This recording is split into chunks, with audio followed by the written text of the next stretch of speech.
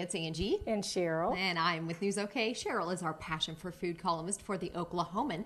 And we are kind of going through a series of videos about chicken in a pot, chicken in every pot. That's right. Well, we've already shown the chicken itself. Now we're moving on to the dumplings. Right. Tell me about this. I'm going to show you how simple it is to make these from scratch at home, just like maybe your grandmother made, with a slight adjustment.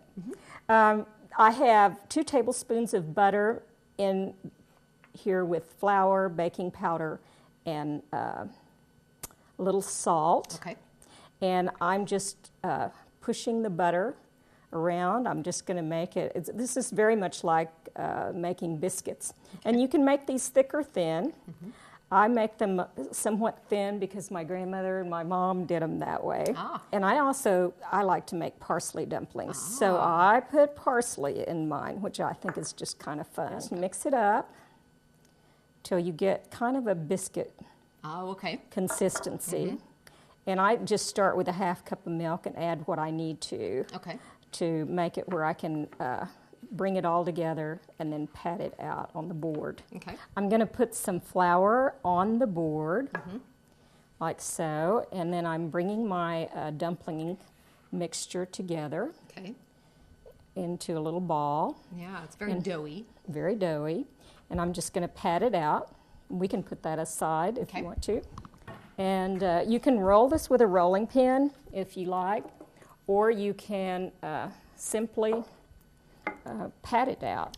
You can make them, this stage would be a thicker dumpling. So I roll mine a little thinner, getting a few more dumplings out of it.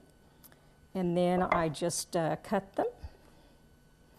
And all this flour helps thicken the broth. See, and we just cut them, and then we're ready to put them in. Thick or so? Oh, yeah, however you want them, whatever size pieces. This is our chicken broth, and it's already been prepared. I'm going to add a little more stock to it. And this is our lovely stock that we made from the chicken stock. And you see how the pitcher works. You just pour it below. The spigot is connected at the bottom, so you don't get all that fat in there. And I'm going to take some of the chicken that I pulled off of the bone, add it to the stock. And I'm also going to add, now I'm going to put in the dumplings. And I'm going to bring the temperature up till it's hot and simmery. And I just start putting in the dumplings. The children love to do this kind of thing. So if you've got helpers in the kitchen, this is something that they can help do. For sure. And I'm also going to add some canned milk, which is nice and creamy. You could put cream in here if you wanted to, but I just think that the cream is not, we don't need that much fat in this when the canned milk adds a lovely rich texture to them. So you see they're already so you just mix that around. And then how long does it sit on the stove? Well, it takes maybe 5 or 10 minutes this way. We'll put the lid on it, and I'm going to add some fresh frozen peas to it as well. Oh, yum. All right, Sherrel, this looks fabulous. Yeah, it looks pretty darn good. This is, I'm just going to put a little pepper in the top of it. And you can taste it for seasoning, but see how thick it's gotten, nice and thick. And we're ready to just dish it up. Oh my gosh! And people could put more pepper on at the table if they want. Right. That looks, and it looks so healthy. It looks really good for you. It doesn't have all the bad fats in it. That's for sure.